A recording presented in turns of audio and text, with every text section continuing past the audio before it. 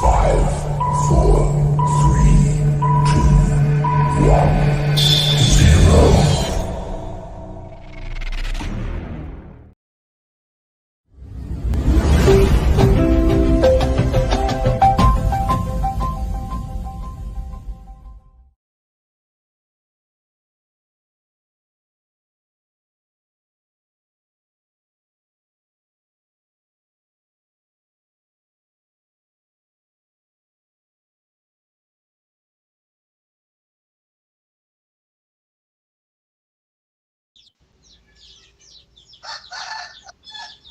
Baik, selamat sore Pak Anto.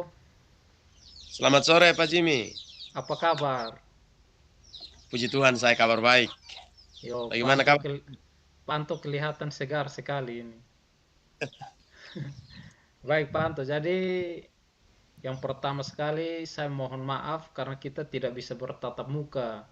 Kita hanya bisa bertatap maya pada saat ini berhubung karena ada berbagai pertimbangan dan juga kondisi di mana saat ini saya ada di tempat yang jauh, Pak Anto juga seperti itu. Jadi sebelum kita melaksanakan observasi kita di kelas nanti, saya mengundang Pak Anto pada kesempatan ini untuk membicarakan beberapa hal penting yang nanti berhubungan dengan observasi kita di kelas. Jadi apakah Pak Anto bersedia kah? Baik Pak Jimmy. Saya sangat bersedia untuk hal-hal teknis terkait kegiatan observasi ini. Saya sangat bersedia Pak Jimmy. Seperti itu. Baik, ini Pak Anto rileks sekali, jadi saya pikir ini nanti konversasi kita, percakapan kita ini nanti berjalan dengan sangat baik. Puji Tuhan, sangat baik. Baik, Pak Anto. Untuk yang pertama ini saya mau bertanya sedikit dulu. Kira-kira nanti dalam observasi kita nanti Ya. kompetensi apa yang hendak Pak Anto kembangkan? Atau kompetensi yang Pak Anto inginkan saya untuk lihat itu kompetensi apa? Baik Pak Jimmy. Jadi terkait pelaksanaan kegiatan observasi nantinya, terkait dengan kompetensi itu, nanti kompetensi yang akan Pak Jimmy lihat atau Pak Jimmy nilai nanti itu terkait kompetensi kepribadian dan kompetensi pedagogik. Itu adalah dua kompetensi yang nanti akan saya kembangkan dalam kegiatan observasi, Pak Jimmy. Baik Pak Anto, jadi saya mendapatkan ada dua kompetensi yang akan saya lihat, yaitu yang pertama kepribadian dan pedagogik. Nah Pak Anto, Ya, sekarang mari kita lihat satu persatu dari dua kompetensi ini. Kita mulai dari yang pertama yaitu kompetensi kepribadian. Nah Pak ya. Anto, untuk kompetensi kepribadian itu sendiri, kalau menurut Pak Anto, kira-kira hal spesifik apa yang harus kita lihat bersama? Eh, jadi baik, terkait dengan kompetensi kepribadian, hal-hal spesifik yang nanti akan kita sama-sama melihat itu terkait eh, apa penguasaan bidang ilmu. Dalam hal ini bagaimana saya sebagai seorang guru itu mampu menguasai materi saat proses pembelajaran, sehingga jangan sampai pada saat proses pembelajaran guru itu terlihat blank atau tidak mampu menyiapkan diri dengan baik. Seperti itu Pak Jimmy. Baik Pak Anto, kalau boleh saya tahu, mungkin Pak Anto bisa menjelaskan sedikit terkait dengan materi yang nanti Pak Anto ajar dalam observasi Eh, kita. Materi yang akan saya ajarkan pada kegiatan observasi nantinya itu terkait dengan eh, sistem politik dan ekonomi itu pada masa demokrasi parlementer. Itu dari tahun 1949 sampai dengan 1965. Baik Pak Seperti Anto, itu. jadi itu sangat kontekstual sekali dan itu pasti berhubungan erat sekali dengan keadaan kita pada saat ini. Seperti Nah itu Pak Pak Anto, Jimmy. yang kedua saya melihat sini bahwa ada kompetensi pedagogik. Nah, Ya. dari Pak Anto sendiri kira-kira hal spesifik apa yang akan kita lihat bersama untuk kompetensi pedagogik ini? Oke, baik Pak Jimmy.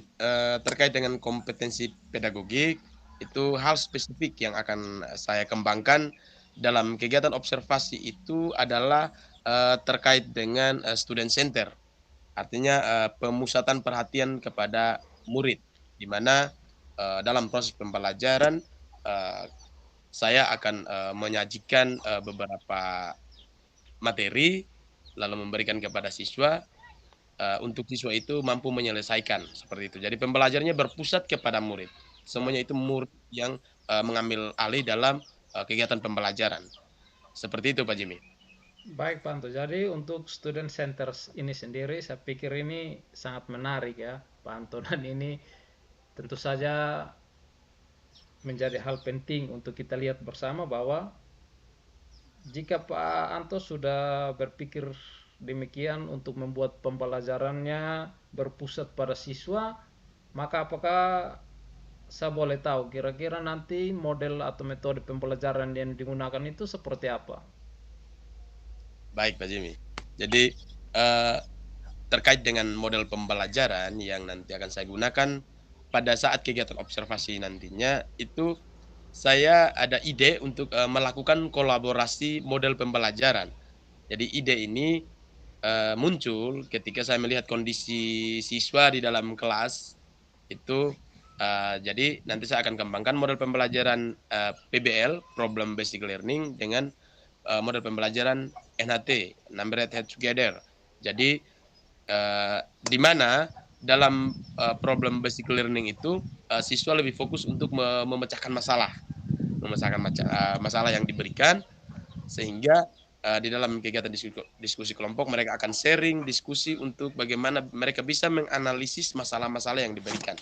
Yang kedua, terkait kolaborasi NHT dengan PBL. Nah, kalau pada dasarnya model pembelajaran NHT itu sama-sama menyelesaikan masalah, tetapi uniknya karena di mana NHT itu memberikan penomoran kepada siswa itu di kepala. Sehingga dari situ saya rasa menarik untuk menarik minat belajar siswa itu sangat baik, sangat tinggi, seperti itu. Baik Pranto, saya pikir ini satu kolaborasi yang baik sekali antara PBL dan NHT. Kalau PBL kan kita sudah sering melihat. Nah sekarang Pak Anto ini NHT ini sesuatu hal yang menurut saya baru. Apakah mungkin Pak Anto bisa menjelaskan lebih spesifik lagi tentang NHT ini? Selain tentang penomoran tadi di kepala itu, dia lebih jauh lagi seperti apa? Baik, terkait dengan model pembelajaran NHT, pada dasarnya dia sintak pembelajarannya itu hampir semuanya hampir sama. Ketika kita membawa masalah siswa dalam sebuah pemecahan masalah. Hanya pada saat awal kita melakukan kegiatan diskusi kelompok, nanti sebelumnya guru akan membagikan atau memberi kesempatan kepada siswa untuk melihat atau datang untuk mengambil nomor-nomor yang diinginkan. Jadi setelah mereka semua mengambil nomornya masing-masing, nanti pembagian kelompok itu kita berdasarkan kepada penomoran yang sudah mereka tempelkan di atas kepala. Sehingga di sini pembentukan kelompoknya Oke, baik Pak Anto. Jadi saya mau bertanya sedikit mengenai pembelajaran model NHT ini tentang yang penomoran itu Pak Anto. Apakah itu penomorannya secara random saja kah, atau penomorannya itu ada hal-hal spesifik atau khusus sehingga penomorannya itu uh, misalnya seperti penomoran berdasarkan minat, bakat, atau bagaimana itu Pak Anto? Baik Pak Jimmy. Jadi karena melihat dari kemampuan atau kemampuan belajar siswa di dalam kelas saya yang selama ini saya lihat, sehingga model pembelajaran NHT yang saya berikan dalam kegiatan observasi itu sifatnya random saja. Tidak melihat kepada klasifikasi berdasarkan minat belajar atau kelompok-kelompok tertentu, tetapi sifatnya variatif. Jadi di mana secara acak mereka akan memilih nomor. Dengan demikian siswa yang mampu atau yang kurang atau yang sedang itu semuanya akan berkolaborasi dengan baik di dalam satu kelompok. Sehingga pemecahan masalahnya saling membantu, seperti itu Pak Jimmy. Baik Pak Anto, saya pikir ini jelas sekali untuk saya. Nah sekarang saya mau berbicara sedikit, atau saya mau mengajak Pak Anto melihat sedikit tentang tantangan dan hambatan yang mungkin Pak Anto temui sebelum kita melaksanakan atau nanti yang akan kita temui selama proses observasi nanti. Oke, baik Pak Jimmy. Terkait tantangan atau hambatan itu, Saya rasa sejauh ini semuanya baik, hanya saja ada beberapa hal yang menjadi hambatan. Dalam hal ini eh, konsistensi antara penerapan model pembelajaran dengan waktu pembelajaran. Jadi karena tingkat pemahaman peserta didik itu kan bervariatif, kebanyakan mungkin ada yang kurang, sehingga pemecahan masalah yang berkaitan dengan materi yang kontemporer seperti ini, saya rasa mereka cukup membutuhkan waktu yang panjang untuk bisa menyelesaikan itu. Jadi kan ini kan terkait masalah-masalah sosial, Pak Jimmy, sehingga itu menjadi hambatan. Apakah waktunya akan benar-benar kita dapat dalam kegiatan pembelajaran apa tidak? Seperti Oke. itu, Pak Jimmy. Baik, Pak Anto. Jadi ini saya pikir Pak Anto sudah menyiapkan strategi-strategi untuk mengatasi hambatan ini. Nah, Pak Anto, Siap. sekarang bagaimana dengan jadwal pelaksanaan observasi? Kegiatan jadwal pelaksanaan observasi itu nanti saya akan laksanakan di hari Sabtu minggu depan. Itu di kelas 12 IP 1 pada jam mata pelajaran sejarah Indonesia. Itu Oke. di kegiatan pembelajarannya di jam pertama dan kedua. 2 Oke. jam pembelajaran. Ya. Baik, Pak Anto. Jadi saya pikir semuanya sudah dipersiapkan dengan baik sebelum kita melaksanakan observasi kelas ya, Pak Anto. Jadi saya Ya, Pak Jimmy. berharap semoga nanti observasinya berjalan dengan aman, lancar, sehingga hasilnya pun bisa kita dapat, kita bisa melihat hasilnya dengan lebih baik lagi, sehingga bisa meningkatkan mutu dari pembelajaran kita. Seperti itu, Pak Anto. Jadi Siap, Pak apakah Jimmy. masih ada hal-hal lain yang ingin Pak Anto tanyakan, kah? Terkait kegiatan pelaksanaan observasi nantinya, saya rasa semua sudah saya persiapkan dengan baik. Jadi untuk terkait hal-hal lain, mungkin setelah kegiatan observasi dilakukan, baru mungkin kita sama-sama melihat bersama dengan Pak Oke. Jimmy. Baik, Pak Anto. Jadi saya pikir semuanya sudah jelas. Saya berharap yang terbaik untuk Pak Anto, dan mungkin pertemuan kita sore hari ini hanya sampai di sini, Pak Anto. Siap, Oke. Pak Jimmy. Ya, Pokoknya yang terbaik untuk Pak Anto lah, seperti itu. Nanti ya, Pak Jimmy. kita akan berjumpa lagi pada saat observasi kelas, Pak Anto.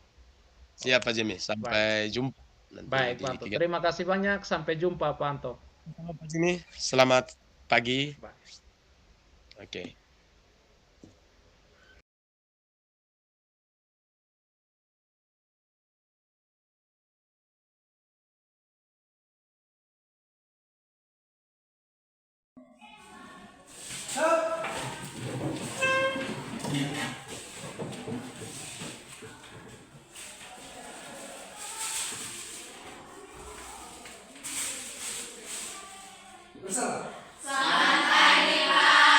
Selamat pagi, silakan duduk.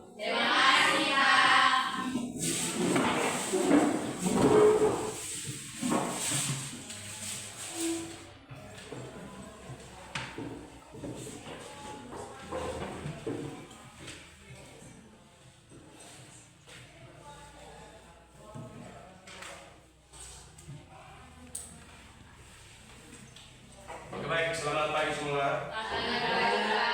Bagaimana kabar kalian? Sehat? Oke, kalau begitu sebelum kita mulai kita punya pembelajaran, saya minta kita semua berdiri, terus satu orang pimpin kita dalam doa. Silakan, Leoni, bawa kita dalam doa. Baik, marilah kita tinggalkan segala kesibukan kita untuk menghadap pada berdoa. Kita berdoa menurut keyakinan kita masing-masing. Berdoa mulai. Bapa dalam kerajaan surga, Bapa Sang Pencipta sendiri.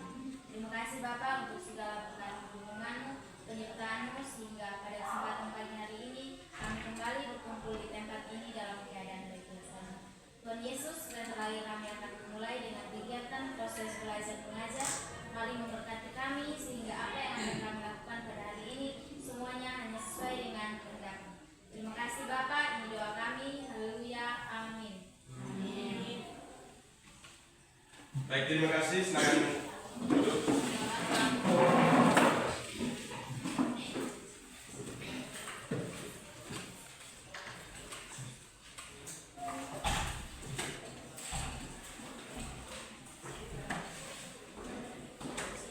Jadi kita akan sama-sama melihat tentang demokrasi terpimpin. Ya dong? Ya. Tapi sebelum kita mulai untuk masuk ke demokrasi terpimpin, saya mau ulas kembali dulu tentang materi minggu lalu, yaitu tentang demokrasi parlementer. Ya toh? Siapa yang bisa jelaskan poin-poin yang paling terpenting dari demokrasi parlementer dari periode 1950 sampai dengan 1959? Kira-kira di dalam demokrasi parlementer itu poin-poin penting apa yang kamu masih paham, masih ingat? Ayo coba, silakan. Diri berdiri. Baik, poin-poin yang penting dalam demokrasi parlementer yaitu yang pertama kabinet Natsir, yang kedua kabinet Sukiman, yang ketiga kabinet Wiloko, yang keempat kabinet Ali Sastro Wijoyo, yang kelima kabinet Burhanuddin Harahap, yang keenam kabinet Ali Sastro Wijoyo, yang ketujuh kabinet Juanda, yang itu saja. Oke, baik, terima kasih Lilis. Silakan duduk. Jadi baik, seperti yang sudah dijelaskan oleh Lilis bahwa pada demokrasi parlementer materi minggu lalu itu kita telah membahas terkait dengan kabinet-kabinet yang ada pada periode 1950 sampai dengan 1959. Nah, sampai berakhirnya demokrasi parlementer itu juga disebabkan dengan adanya dikeluarkan dekret Presiden 5 Juli 1959. Dengan adanya dekret itu dikeluarkan oleh Presiden Soekarno, maka berakhirlah sudah demokrasi parlementer, dan di situ juga dimulai dengan awalnya demokrasi terpimpin. Demokrasi terpimpin itu bisa juga disebut sebagai demokrasi Pancasila. Oke, jadi itu adalah materi yang sudah kita bahas terkait dengan minggu lalu. Nah sekarang sebelum untuk kita melangkah lebih lanjut, oh ya saya lupa kira-kira ini ada siapa yang tidak hadir? Berapa orang yang tidak hadir? 2 orang. Siapa? 2 orang. 2 orang. Ya. Jadi saya kembali tujuan pembelajaran kita.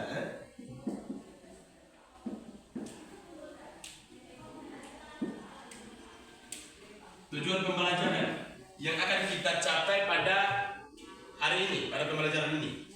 Yang pertama, bagaimana nanti kita mampu mengidentifikasi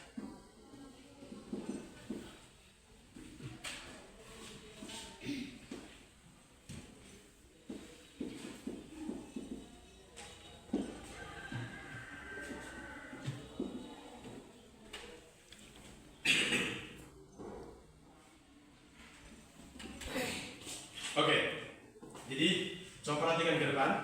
Ini adalah tujuan pembelajaran yang akan kita capai pada hari ini. Yang pertama, bagaimana kita mampu mengidentifikasi kehidupan awal dalam demokrasi terpimpin pada periode 1999 sampai dengan 1996. Yang kedua, bagaimana kita mampu menganalisis terkait kehidupan bangsa Indonesia pada demokrasi terpimpin. Jadi di sini nanti kuncinya adalah kita belajar tentang kehidupan politik.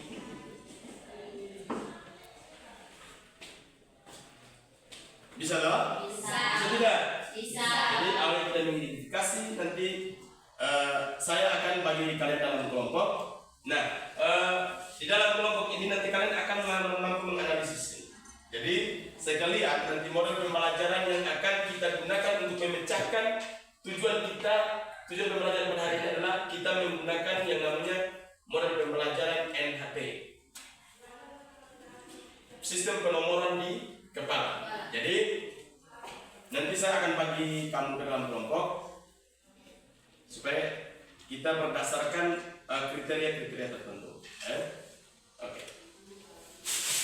Silakan ambil nomor. Di sini kita akan bentuk 4 kelompok. Jumlah siswa berapa?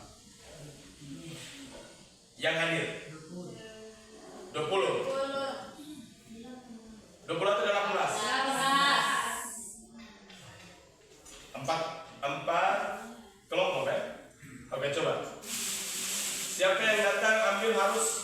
1 sampai dengan 4.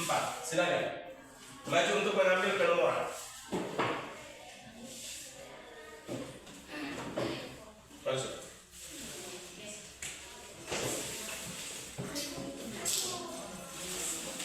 Satu-satu.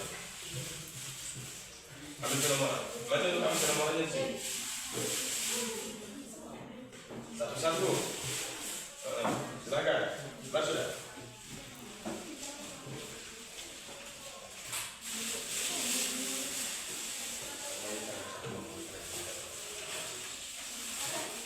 Silakan ambil, mari.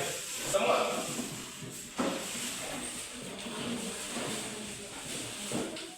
Oke, baik. Tadi sudah dibagikan penomoran, ya toh? Ya. Nah, sekarang di sini saya mau tanya. Yang dapat nomor 1, coba angkat tangan. 1, 2, 3, dengan siapa lagi? Ya. Yang dapat nomor 2. Nomor 2, lihat di ini kepala. Nomor 2 berapa orang? 5. Yang dapat nomor 3. Yang dapat nomor 4. Ya. Sekarang kamu duduk berdasarkan penomoran yang sudah kamu ambil. Yang kelompok 1, nomor 1 berarti kelompok 1. Nomor 2 berarti dia kelompok 2. Nomor 3 berarti dia kelompok 3. Nomor 4 dia kelompok 4. Sudah? Oke, silakan duduk dalam bentuk kelompok. Bergerak dalam bentuk kelompok. Silakan. Ini kelompok berapa? Bergerak dalam bentuk kelompok.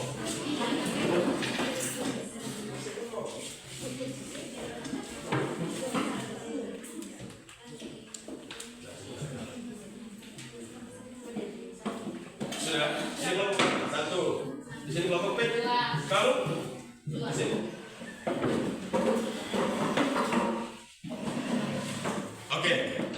Nah, sekarang kita akan melihat tentang materinya adalah demokrasi terpimpin atau demokrasi Pancasila. Di sini saya akan bagikan materi kelompoknya. Ya toh? Yang kelompok 1. Materi kelompoknya adalah tentang, kamu cari tentang bagaimana berakhirnya demokrasi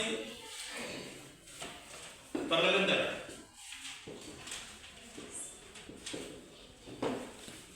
Kelompok 2, kamu cari tentang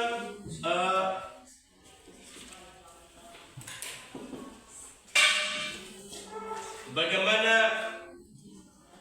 lahirnya demokrasi Pancasila atau terpimpin.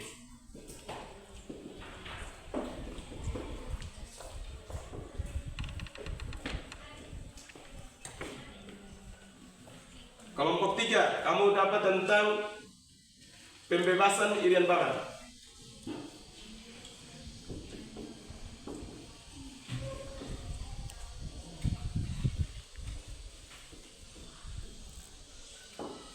Kelompok 4, kamu cari tentang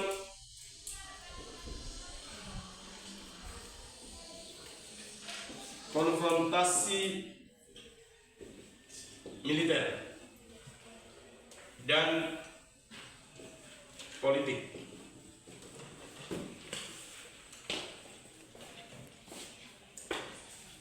Bisa? Bisa. Kelompok 1, kamu pecahkan masalahnya terkait dengan masa berakhirnya demokrasi parlementer.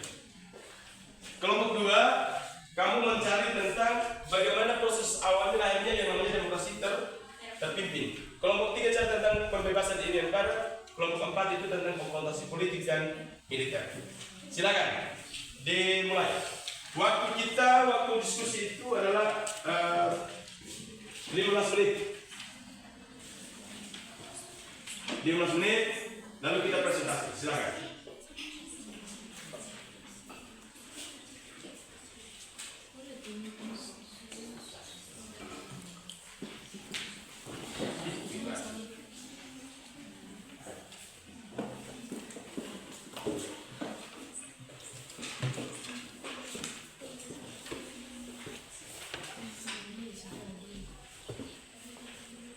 Kamu tuh Bagaimana berakhirnya demokrasi iya. parlementer? Itu tentang masa transisi. Ini tentang berakhirnya demokrasi parlementer.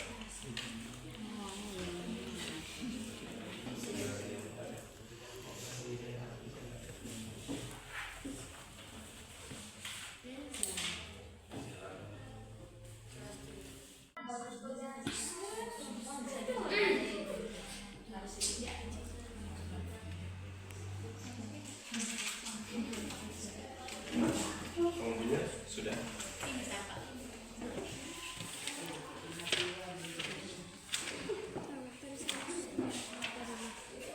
Kelompok 2 bagaimana?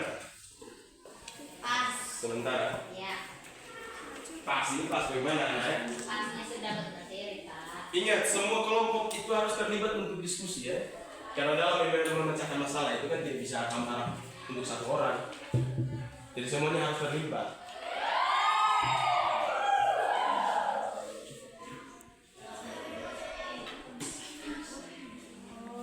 Kelompok 4. Kemudian apa? Militer dengan politik ya, konfrontasi. Oke.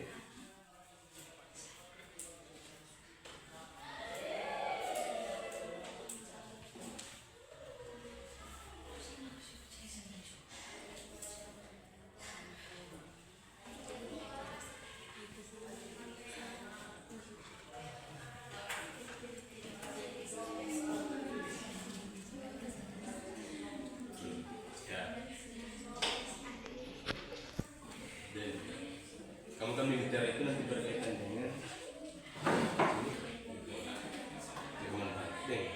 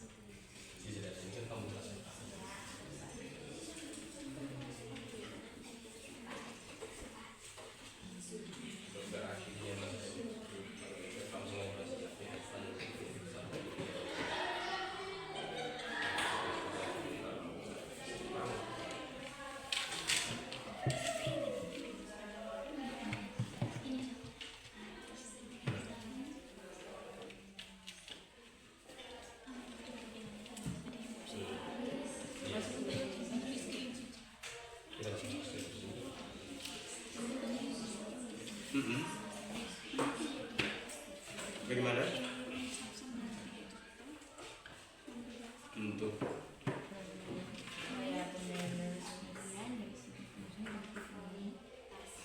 ya, itu bagian dari pembebasan Irian Barat, ya toh?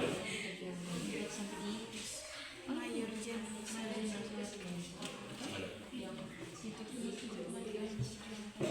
Di sini saja. Kan kamu hanya tentang upayanya, toh? Upaya pembebasan Irian Barat itu kan dilakukan dengan di sini kan jelas. Ya. Juga struktur upaya.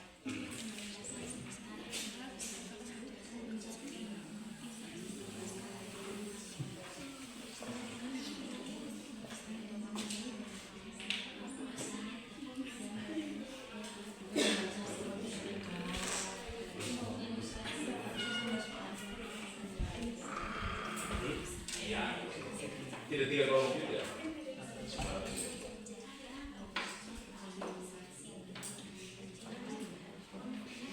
Tadi kamu kasih solusi pendapat atau tidak? Bisa tahu? Bisa.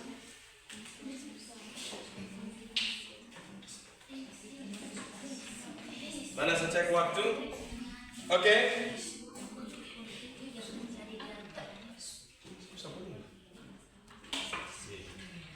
Waktu kita pas 15 menit supaya kita bisa lanjut bagian presentasi. Jadi kalau semua kelompok sudah? Kelompok 4? Sudah. Selesai. Kelompok 2? Sudah. Kelompok 1? Sudah. Sudah. Kelompok 3? Sudah. Oke.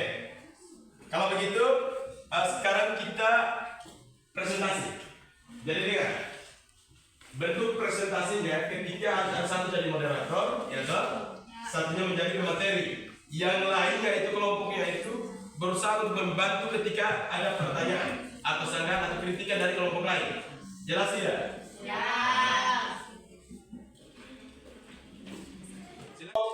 Satu. Kelompok satu silakan. Kelompok yang lain harus ketika mereka mempresentasikan hasil, kamu harus dengar. Perhatikan baik-baik.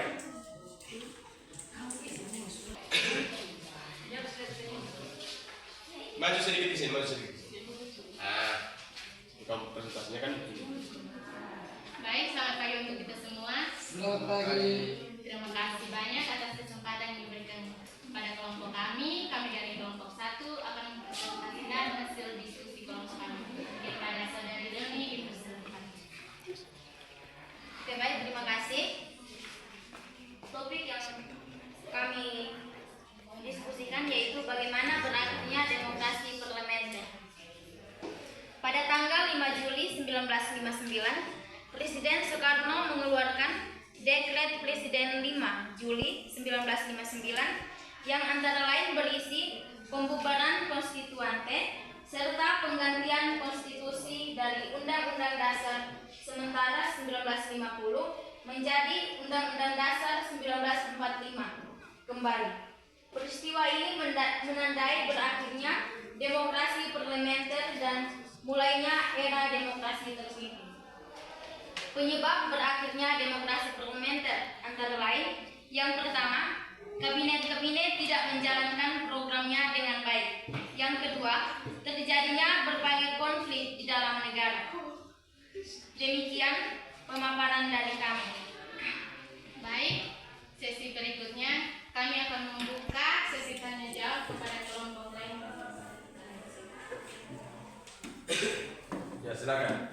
Nama terus ini dari kelompok berapa? Baik, di sini saya mewakili kelompok kami yaitu kelompok 2.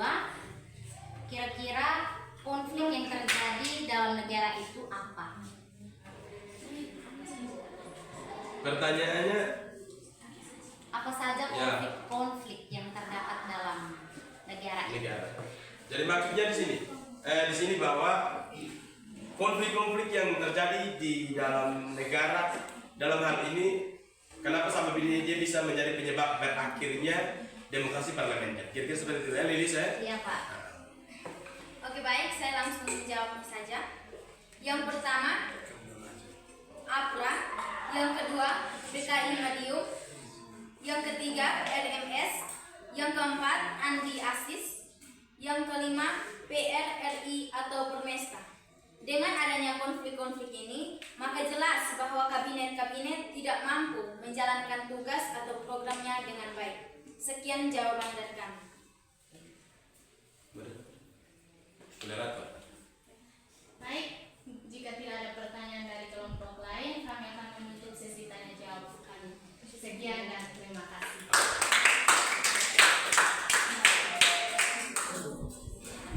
Jadi itu terkait dengan masa berakhirnya demokrasi parlementer ya. Jadi sudah jelas disampaikan terkait ada beberapa faktor yang menyebabkan berakhirnya demokrasi parlementer. Nah, itu jelas bahwa yang pertama itu terjadinya pergolakan atau konflik. Yang kedua itu apa tadi?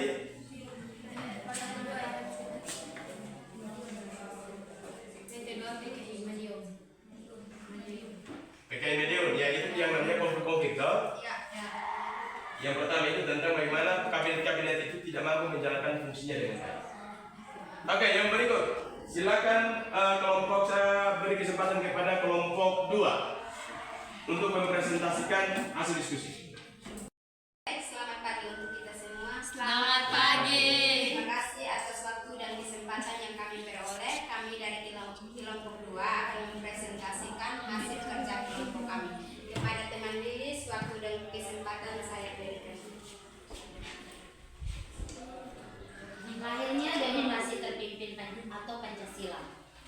Pada tanggal 3 Juni 1959, konstituante mengadakan reses dan muncul desas-desus bahwa anggota konstituante tidak akan menghadiri sidang.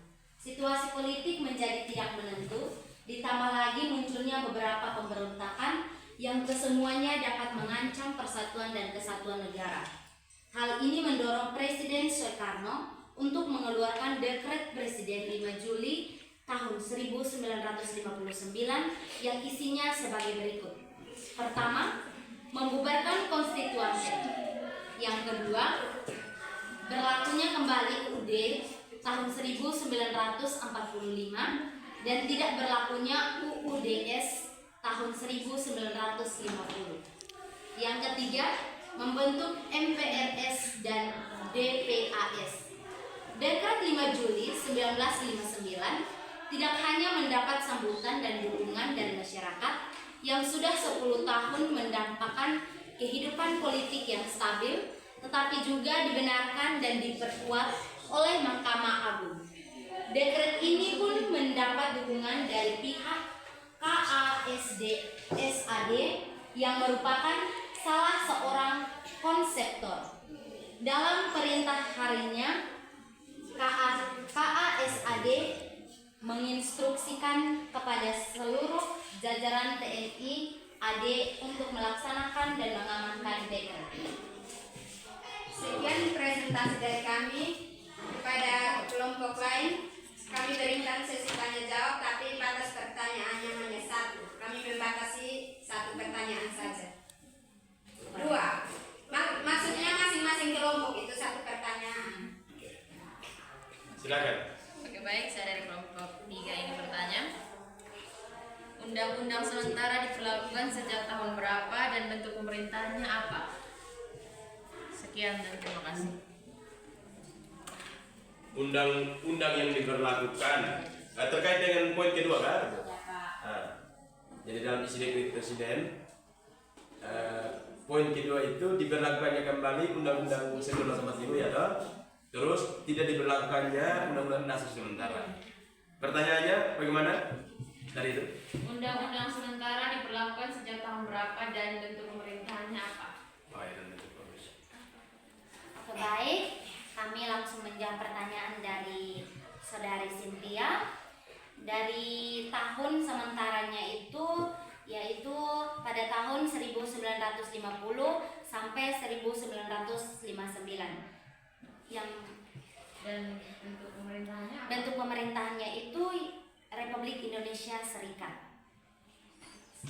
Bagaimana Cynthia? Pak. Bisa dipahami? Bisa dipahami, Pak. Apakah ada pertanyaan lain dari kelompok yang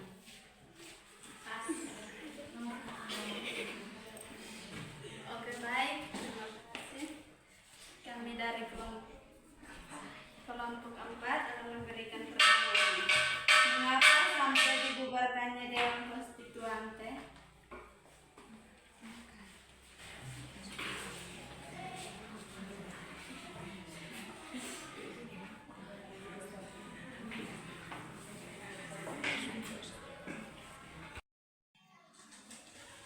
Oke, baik. Saya dari kelompok 4 ingin bertanya.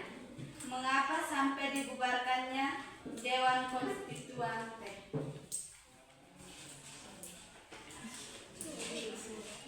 Mengapa sampai dibubarkannya Dewan Konstituante itu pada isi dekret Presiden 5 Juli itu poin pertama. Jadi silakan.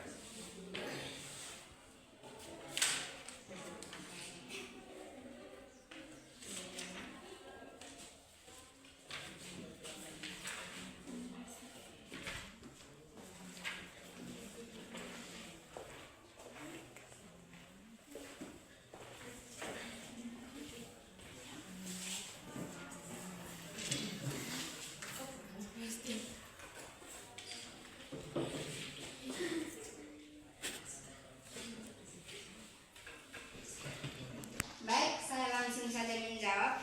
Itu karena Presiden Soekarno melihat bahwa Dewan Konstituante tidak mampu, makanya membubarkan Konstituante tersebut. Pas. Bagaimana tanggapan? Bisa diterima? Bisa. Bisa. Oke, silakan tutup. Sekian presentasi dari kami. Mohon maaf apabila ada kesalahan di antara Sekian dan terima kasih. Berikutnya adalah kelompok 3. Maju untuk mempresentasikan hasil diskusi.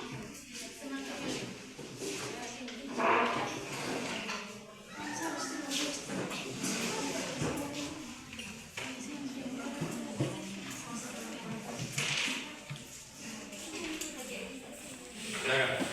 Sini. Depan saja.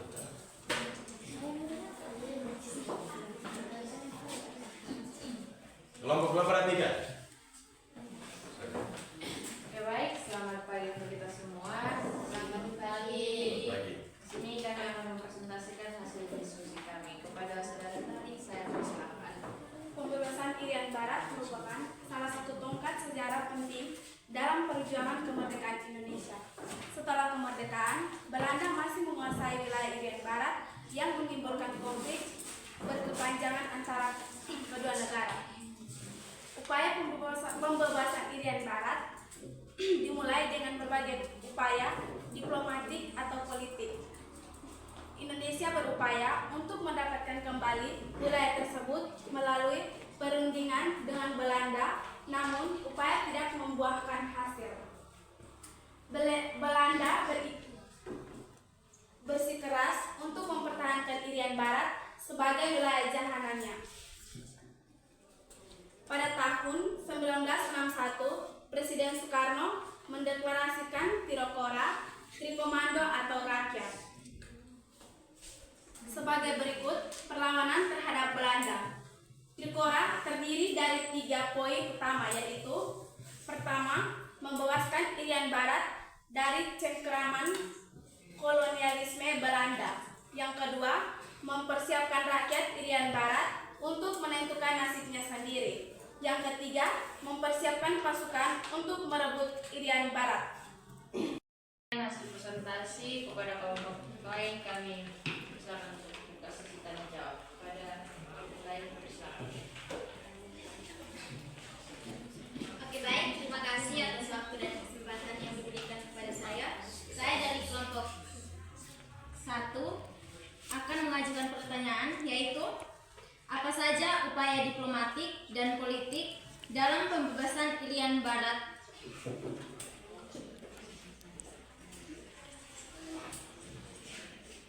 Apa saja upaya diplomatik dan politik bangsa Indonesia dalam perjuangan pembebasan Irian Barat?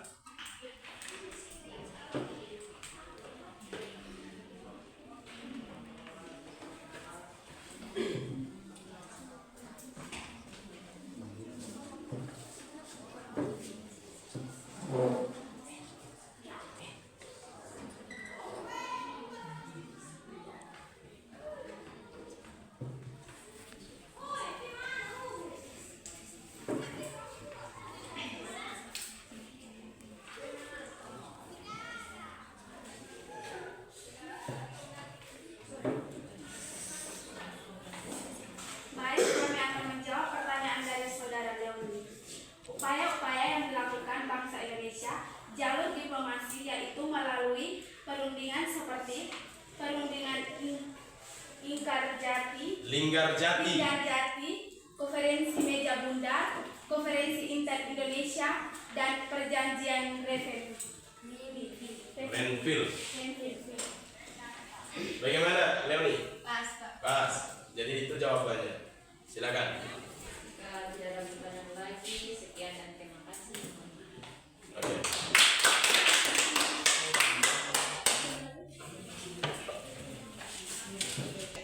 Oke, silakan kelompok 4 maju untuk mempresentasikan hasil diskusi.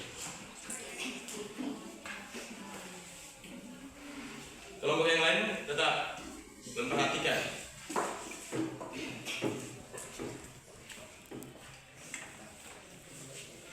Selamat pagi untuk kita semua. Selamat pagi. Baik, terima kasih atas kesempatan yang diberikan kepada kami. Baik, kami dari kelompok 4 akan mempresentasikan hasil kerja kelompok kami.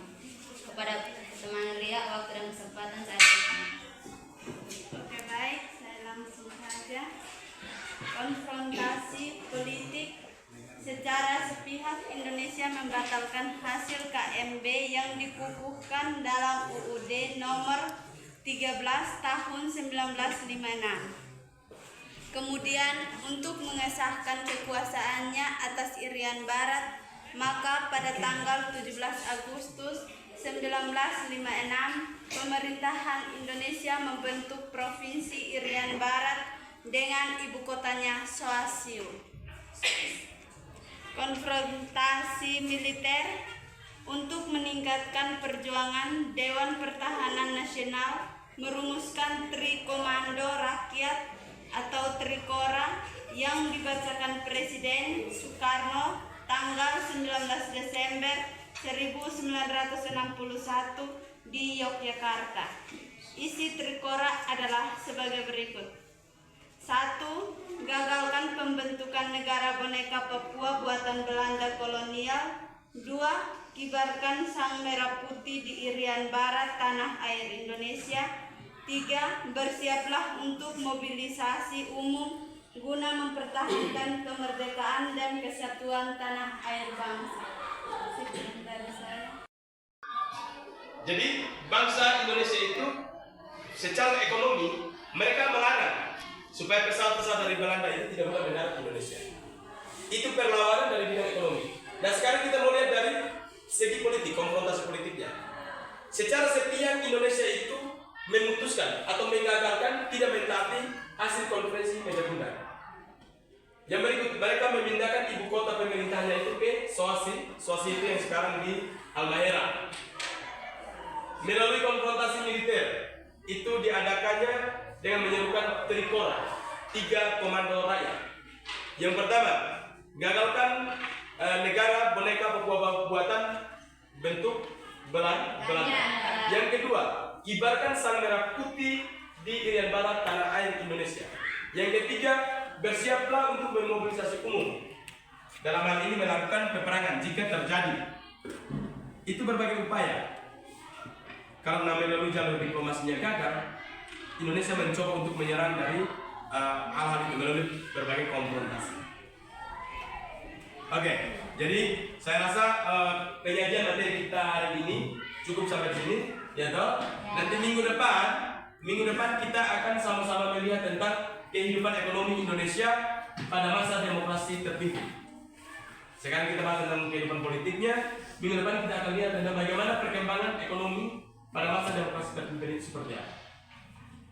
Bisa paham? Bisa. Bisa kan tidak? Bisa. Oke, kalau begitu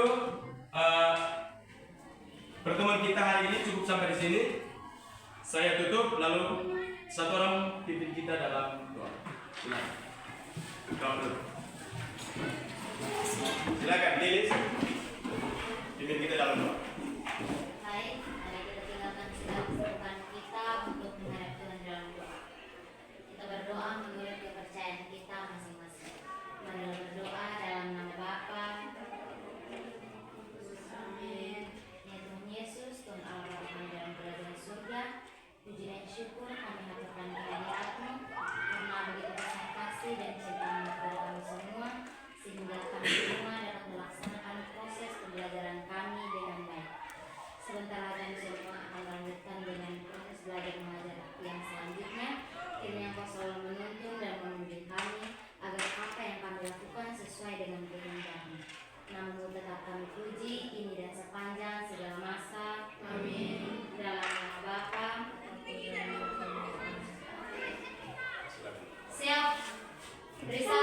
Terima kasih Pak. Oke, terima kasih. Silakan duduk. Sampai ketemu di minggu depan.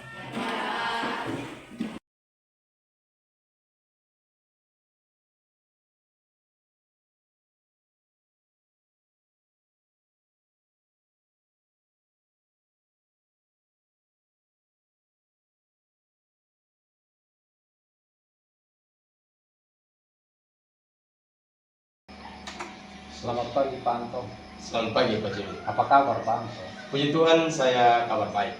Baik, terima kasih karena Pak Anto telah bersedia meluangkan waktu pada kegiatan pasca observasi kita hari ini.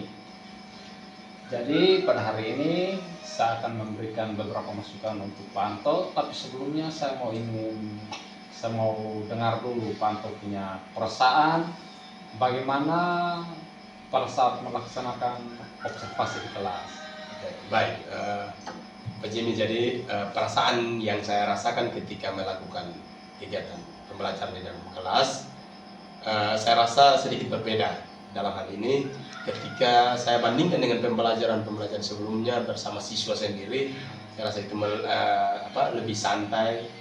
Jadi ketika dengan adanya kehadiran Bapak di sini yang notabene-nya adalah sebagai observer dalam hal ini saya dalam kelas, saya merasa sedikit gugup, ada rasa akan takut salah, sehingga di sini mungkin mengganggu beberapa proses pembelajaran saya dalam kelas, Pak. Kira-kira seperti itu. Baik Pak Anto, kalau begitu apakah sekarang Pak Anto bersedia saya memberikan beberapa catatan untuk kegiatan yang sudah kita laksanakan? Siap, Pak, saya siap bersedia. Baik Pak Anto. Jadi Pak Anto telah melaksanakan pembelajaran di kelas dengan menggunakan model pembelajaran PBL dan juga NHT dengan mengacu pada penilaian kepribadian dan pedagogi. Dan Pak Anto menurut saya telah menunjukkan penguasaan materi yang sangat baik. Selain itu juga Pak Anto telah menunjukkan kepercayaan diri yang sangat tinggi, terkhusus pada saat mengajar atau menjelaskan kepada siswa. Pak Anto juga telah melaksanakan tahap pembelajaran dengan baik. Tetapi alangkah lebih baiknya, dan ini masih bisa ditingkatkan oleh Pak Anto, jika Pak Anto menerapkan pembelajaran yang berdiferensiasi, terutama untuk konten dan produknya. Jadi ketika menerapkan diferensiasi produk pada tahap pengembangan dan penyajian hasil kerja itu akan lebih baik jika Pak Anto membuatnya seperti atau menyuruh anak-anak membuat laporan tertulis, poster, presentasi multimedia dan lain sebagainya. Karena ini akan membantu anak-anak untuk meningkatkan kompetensi atau kreativitas mereka seperti itu. Jadi mungkin catatan-catatan ini saja yang bisa saya berikan kepada Pak Anto untuk pada saat ini. Baik. Dan setelah ini mungkin apakah Pak Anto mempunyai rencana tindak lanjut? Jadi baik, Pak Jimmy, terkait beberapa saran masukan yang sudah disampaikan oleh Pak Jimmy, saya mengucapkan terima kasih banyak karena dari hasil refleksi hari ini dari Pak Jimmy terhadap saya, inilah yang menjadi langkah awal untuk bagaimana saya bisa mengembangkan diri ke depannya dengan baik. Dalam hal ini dari kekurangan saya hari ini, yang dimana ketika saya mencatat ada beberapa poin. Yang pertama tentang bagaimana mengembangkan diferensiasi konten dengan produk kepada siswa, di mana juga di dalam diferensiasi konten dan produk itu akan lebih mengembangkan kreativitas siswa, di mana di dalamnya juga ada pengembangan multimedia, poster dengan laporan tertulis. Jadi saya menyadari bahwa itu yang menjadi kekurangan saya dalam pembelajaran kemarin, tetapi puji Tuhan bahwa saya akan mengembangkan lebih baik dengan menyiapkan diri sebaik mungkin untuk saya melakukan pembelajaran di hari-hari yang akan datang. Baik, Pak. Jadi saya berharap semoga Pak Anto nanti bisa menciptakan suatu pembelajaran yang jauh lebih baik untuk anak-anak seperti itu. Baik. Mungkin saya pikir kegiatan pasca observasi kita hanya seperti ini, dan sampai di sini Pak Anto, terima kasih banyak untuk waktunya. Sama-sama juga Pak Jimmy, saya sangat berterima kasih sekali. Oleh karena itu saya hanya mengucapkan terima kasih banyak Pak Jimmy, dan selamat pagi Pak Jimmy. Selamat pagi Pak.